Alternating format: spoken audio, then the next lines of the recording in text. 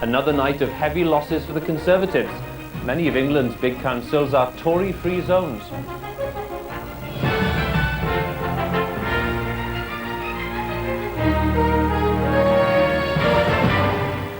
Good afternoon. Labour and the Liberal Democrats make sweeping gains, but John Major stands firm and tries to steady Tory nerves. Of course it was disappointing, and I'm very sorry for those councillors who served their communities well and lost their seats, but it is no guide whatever to what is going to happen at the general election. Royal Insurance and Sun Alliance plan to merge. 5,000 jobs will go. And 7 years into a bloody civil war, the desperate plight of the people of Liberia. Severe but not catastrophic. That seems to be the verdict on the Conservative performance in yesterday's local elections, the last big electoral test before John Major goes to the country. All parties on this 17th anniversary of the Tories coming to power in '79 have been taking stock. The Tories lost hundreds of seats across the country as Labour and the Liberal Democrats enjoyed significant gains. The Conservative lost over 550 councillors, Labour gained over 550, and the Liberal Democrats picked up 147. Despite the losses, the Prime Minister insisted that when voters compared his policies to Labour's, the Tories would win the next election. But Tony Blair said that his party had taken a huge step on the road to victory, and Paddy Ashdown claimed that the results were the best election launchpad the Liberal Democrats had ever enjoyed. It was a night for the Red Rose, but victory in Basildon was an even sweeter symbol for Labour. The home of Essex man, it was the place that proved a barometer in the last general election. In these elections, Labour followed record successes last year with more gains last night. They captured 11 more councils. 48% of all councillors are now Labour. Up till 2 years ago, the Conservatives controlled Basildon. Now they're left with just one councillor. 67 votes away from a complete wipeout. That isn't a good result for the Conservatives. And the kind of majorities we're building up in some seats show that's a positive turn to Labour. 4-to-1 majorities in many seats.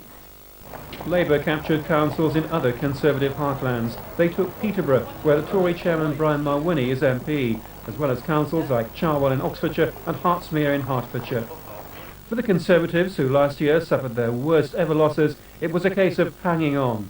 They lost only one council out of the 4 they were defending, but are left with no councillors at all in many areas. It didn't dampen the celebrations in Macclesfield, where the Tories retained their grip on the party's most northerly council, due in no small part, they believe, to keeping the issues local. It is an efficient council, accountable, and provides value for money, and that is appreciated by the people of the borough. At Runnymede in Surrey, it was a different story. The Conservatives lost control of this affluent district, but should continue to lead it with the mayor's casting vote. More worrying for the party is the total wipeout of seats it suffered in cities like Newcastle, Manchester and Oxford. The Liberal Democrats were already the second party of local government. These elections show them moving ahead even further. They captured 6 more councils and across the country now have 767 more seats than the Conservatives. They gained Wokingham, one of their key targets, in a night that saw more gains than the party had predicted. But nothing topped the symbolism of capturing the once true blue Tunbridge Wells, where now the Liberal Democrats have taken overall control. But the place has changed, you know, there's more young people, more people with young families, and the Tories have failed to recognise the change. Though the Conservatives have improved on last year's worst ever performance, they're still at a low point in local government, controlling just 13 councils across the country. John Andrew, BBC News. So with only a year at most before a general election, what do last night's results tell the political parties? Peter Snow has been measuring their voting share with the help of his swingometer. The projected share of the vote in this local election, if the pattern were reflected all over the country, 43% Labour, 16% behind the Tories on 27%, not that far behind the Liberal Democrats on 26%, a very good local election for them, 4% the others. And the change that represents on the general election of 1992, 8% up Labour, 8% up the Liberal Democrats, the Tories 16% down. That's a swing from the Tories to Labour of 12%. So let's bring down our swingometer and see just what the sort of illustrative message that this has for the House of Commons. There are the vulnerable Conservative MPs to a Labour swing over there. And for every point of swing, of course, there's a different outcome in the House of Commons.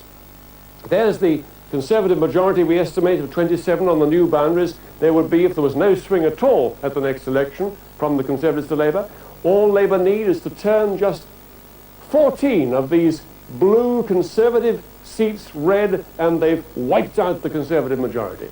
If they can knock off about 55 of these blue Conservative seats, 4.3% swing would give Labour a majority of 1. But the local election swing, the swing in this local election, is a whole 12%. Look at all those blue Conservative seats turning red, and you'd see something like a Labour majority of between 100 or 200 in Parliament if this pattern of voting were reflected at a general election. Well, the picture across England was certainly mixed. Labour and the Liberal Democrats shared the spoils in the south, while the Tories were especially relieved to hold on to Macclesfield, from where our political correspondent Nick Robinson joins us. Nick, we heard the local MP, Mr Winterson, on the film there. What was their secret? How did they hold on? Well, certainly you did hear him talking about the benefits of a strong local council, and he's a very involved local MP, popular, well known. But the other key factor was the feel-good factor.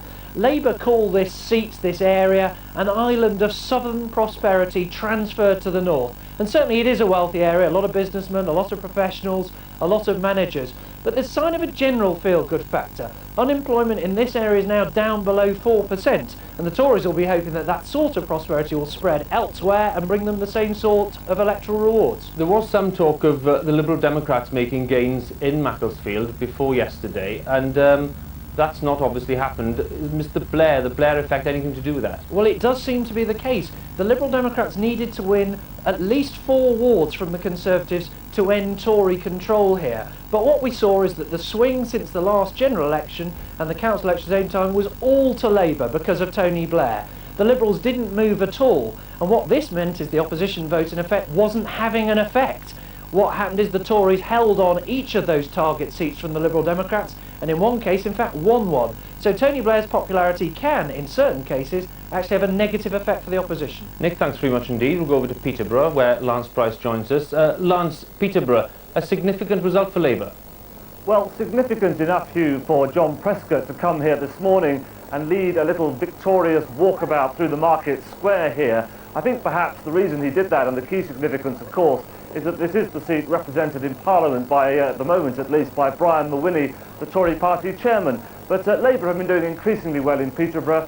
They were the largest party even before last night, but last night they took control of the council with 6 gains over the Tories. Next door in Huntington, John Major's patch, it seems they piled in the effort there rather than in Peterborough.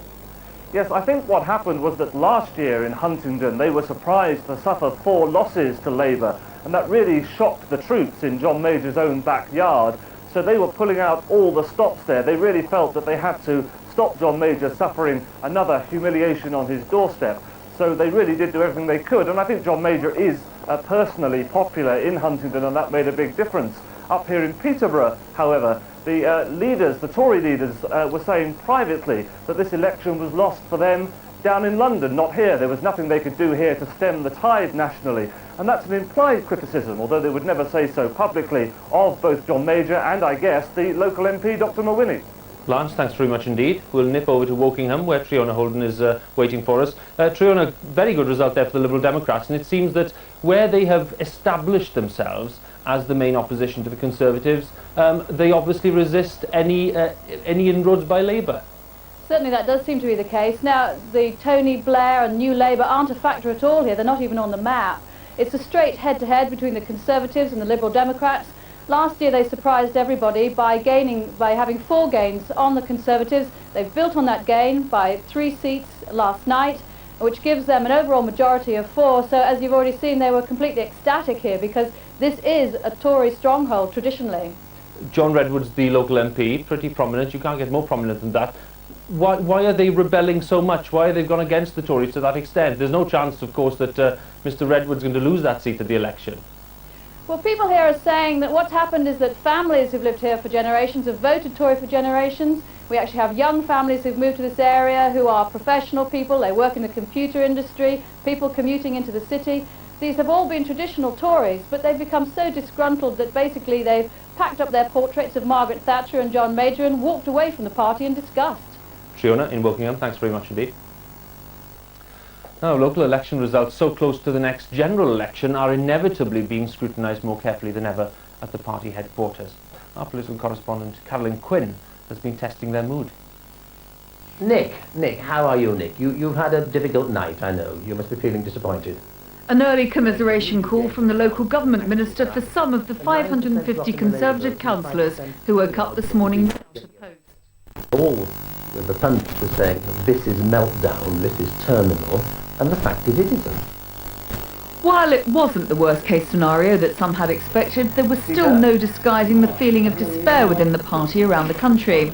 Last night at Tory headquarters, comfort food was being served on demand, and party spokesmen have been doing their best to put a gloss on their 2% improvement in the national vote share. With the threat to the Prime Minister's leadership apparently lessened, he this morning went on the offensive, insisting that Tory policies were working and that people would soon realise that. The decisions we have taken that we believe are in the long-term interest of the country are the reason that we have not done so well in these by-elections.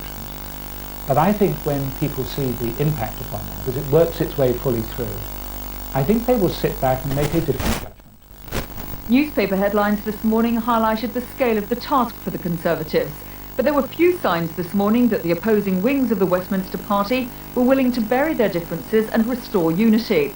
The former leadership challenger Huw Edwards said some issues would always get in the way. Well, of course the party needs to unite behind Conservative principles and Conservative policies, and I would have liked to have seen more in the last week of the local government campaign on the local government issues. Unfortunately, Europe intruded. For Labour, it was a brighter morning to wake up to. Despite Tory insistence that they'd peaked too early and could only now go down, the Deputy Labour leader was buoyant. Well, there are excellent results for Labour, a humiliation for the Tories, their second worst result in history, I think, in local elections. But we're not complacent about that. We've got to earn the trust of people, and we're within 12 months of a general election, and we're doing very well. Liberal Democrat strategists spent the night number crunching, translating last night's results into figures for a general election. They claim that they've proved their ability to challenge both the Tories and Labour where it matters. The Conservatives have lost the confidence of the British people.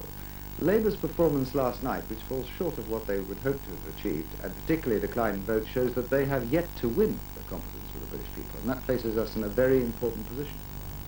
Conservatives are continuing to hold out for the long-term approach. Give it 12 months of good economic growth, and the success of 1992 will be repeated.